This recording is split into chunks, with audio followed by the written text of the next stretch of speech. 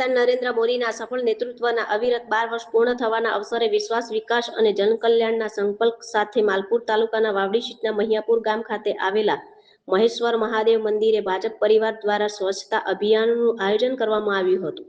અભિયાનમાં ભાજપના કાર્યકરો અને આગેવાનોએ ઉત્સાહભેર ભાગ લઈ મંદિર પરિસર અને આસપાસના વિસ્તારોમાં સ્વચ્છતા કામગીરી કરી હતી। કાર્યક્રમ દરમિયાન સ્વચ્છ ભારતના સંકલ્પને વધુ મજબૂત બનાવવાનો સંદેશ આપવામાં આવ્યો હતો।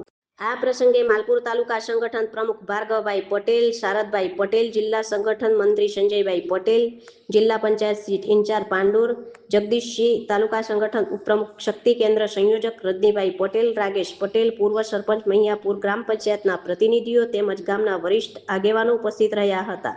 કાર્યક્રમ દરમિયાન સ્વચ્છતા એ માત્ર અભિયાન નહીં પરંતુ રાષ્ટ્રપ્રેમ અને સામાજિક જવાબદારીનું પ્રતીક હોવાનું જણાવાયું હતું।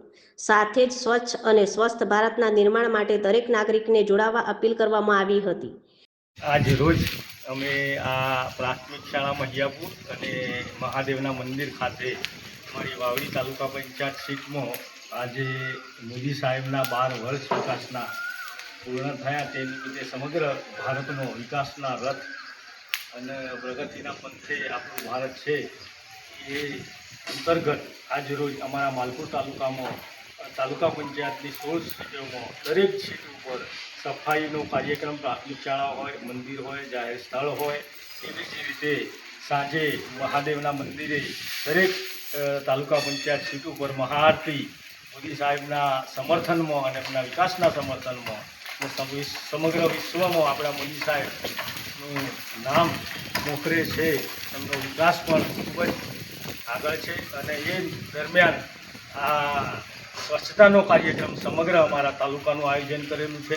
એમાં અમે સર્વ કાર્યકરો તાલુકાના મહિયાપુર ગામે જેમ મંદિરની સફાઈ, પ્રાથમિક શાળાની સફાઈ કરી એવી જ રીતે સમગ્ર તાલુકામાં સફાઈનો કાર્યક્રમ ને સાંજે મહાઆરતીના કાર્યક્રમનું આયોજન કરેલું છે।